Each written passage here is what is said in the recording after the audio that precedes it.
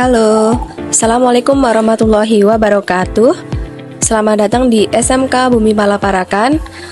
Bertemu lagi dengan saya Siti Nanal Husna selaku guru pengampu mata pelajaran pendidikan agama Islam. Pada hari ini kita akan belajar materi tentang menjalin hidup penuh manfaat dengan menghindari berfoya-foya, riya, sum'ah, takabur, dan hasad. Selamat belajar. Oke, adapun tujuan dari pembelajaran ini adalah yang pertama, siswa dapat menganalisis manfaat menghindari sikap hidup foya-foya, riya, sum'ah, takabur, dan hasad. Yang kedua, menghindari sikap hidup foya-foya, riya, sum'ah, takabur, dan hasad. Dan yang ketiga adalah terbiasa bersikap rendah hati dalam kehidupan sehari-hari. Adapun pembahasan pada materi tersebut adalah sebagai berikut. Yang pertama adalah menghindari sifat hidup berfoya-foya. Kemudian yang kedua adalah menghindari sifat riya dan sum'ah. Kemudian yang ketiga adalah menghindari takabur. Dan yang terakhir adalah menghindari sifat hasad. Oke, untuk materi yang pertama akan kita bahas adalah tentang menghindari sifat hidup foya-foya. Jadi dalam Islam itu melarang perilaku berlebih-lebihan atau melampaui batas, atau dalam Islam itu disebut dengan israf, dan juga boros, atau yang biasa dalam Islam itu disebut dengan tabdzir dalam membelanjakan harta. Keduanya itu termasuk perbuatan setan, dan sebaliknya Islam menganjurkan umatnya untuk hidup bersahaja, seimbang, dan proporsional. Kemudian, ayat yang menjelaskan tentang tabdzir atau sifat boros sudah dijelaskan dalam Al-Quran, Quran Surat Al-Isra ayat 26 sampai 27 yang berbunyi, A'udzubillahi minasyaitonirrajim. Bismillahirrahmanirrahim. Wa atidzal qurba haqqahu wal misakina wa banas sabili wa la tubadzir tabdzira. Innal mubadzirina kanu ikhwana syayatin wa kana syaitanu lirabbih kafura. Yang artinya, dan berikanlah kepada keluarga-keluarga yang dekat akan haknya, kepada orang miskin dan orang yang dalam perjalanan, dan janganlah kamu menghambur-hamburkan hartamu secara boros. Sesungguhnya, pemboros-pemboros itu adalah saudara-saudara setan, dan setan itu adalah sangat ingkar kepada Tuhannya. Kemudian, ayat yang menjelaskan tentang israf atau melampaui batas dijelaskan dalam Al-Quran, Quran Surat Al-Furqan ayat 67 yang berbunyi, A'udzubillahi minasyaitonirrajim. Bismillahirrahmanirrahim. Walladzina idza anfaqu lam yusrifu wa lam yaqduru wa kana baina dzalika qawama. Yang artinya, dan orang-orang yang apabila berinfak tidak berlebihan dan tidak pula kikir, infak mereka adalah pertengahan antara keduanya. Kemudian contoh tabdzir dan israf dalam kehidupan sehari-hari adalah misalnya seseorang mengambil banyak makanan dan minuman pada suatu acara tasyakuran. Ia takut tidak mendapatkan bagian, tanpa sama sekali tidak mempertimbangkan daya tampung di perutnya, dan akhirnya dia tidak sanggup untuk menghabiskan makanan dan minuman tersebut. Lalu bagaimana cara menghindari sikap hidup foya-foya? Yang pertama adalah membelanjakan harta sesuai dengan skala prioritas kebutuhan. Kemudian yang kedua, membiasakan bersedekah dan membantu orang lain. Yang ketiga, bergaya hidup sederhana. Yang keempat, selalu bersyukur. Yang kelima, bertindak selektif dan terencana.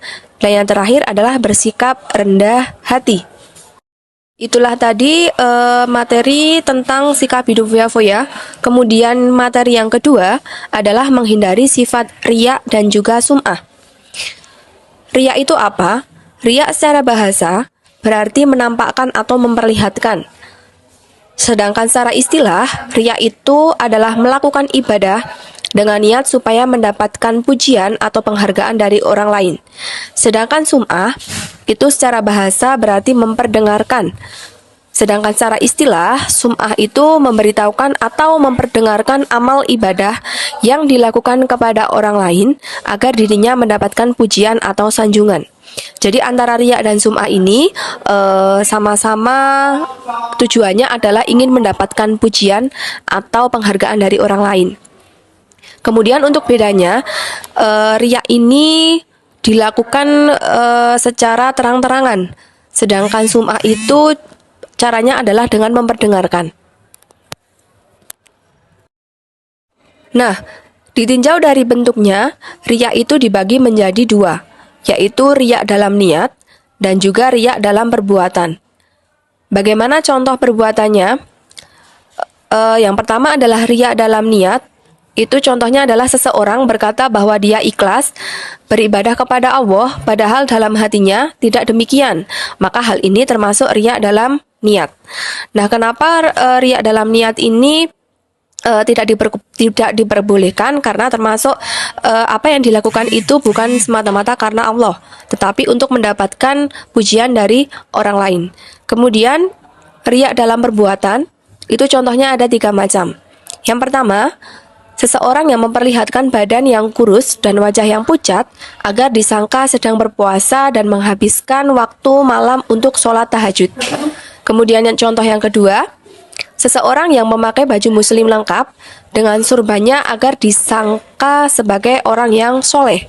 Dan yang terakhir, contohnya adalah seseorang yang memperlihatkan tanda hitam di dahi agar disangka sebagai ahli sujud. Oke, lalu ciri-ciri seseorang yang bersifat riya dan sum'ah itu seperti apa? Yang pertama, seorang yang bersifat riya dan sum'ah itu akan menyebut dan mengungkit amal baik yang pernah dilakukannya. Kemudian yang kedua, beramal hanya sekedar ikut-ikutan bersama orang lain. Ketiga, orang yang riya dan sum'ah itu malas melakukan amal soleh apabila tidak ada orang yang melihatnya. Kemudian yang keempat, melakukan amal kebaikan apabila sedang berada di tengah khalayak ramai. Kelima, amalannya selalu ingin dilihat dan didengar agar dipuji. Keenam, ekspresi amal berbeda karena sedang dilihat oleh orang lain atau tidak. Jadi kalau sedang berada di khalayak ramai, itu ekspresinya bahagia, ceria gitu ya. Tetapi kalau tidak ada orang yang melihat, maka ekspresinya akan murung gitu. Kemudian yang ketujuh, tampak lebih rajin dan bersemangat dalam beramal saat mendapat sanjungan. Sebaliknya, semangatnya akan turun apabila mendapat cemoohan dari orang lain. Lalu, apa saja dampak negatif dari perbuatan riya dan sum'ah itu? Yang pertama, dampak yang ditimbulkan adalah muncul rasa tidak puas atas amal yang telah dikerjakan. Kemudian yang kedua, muncul rasa gelisah saat melakukan amal kebaikan.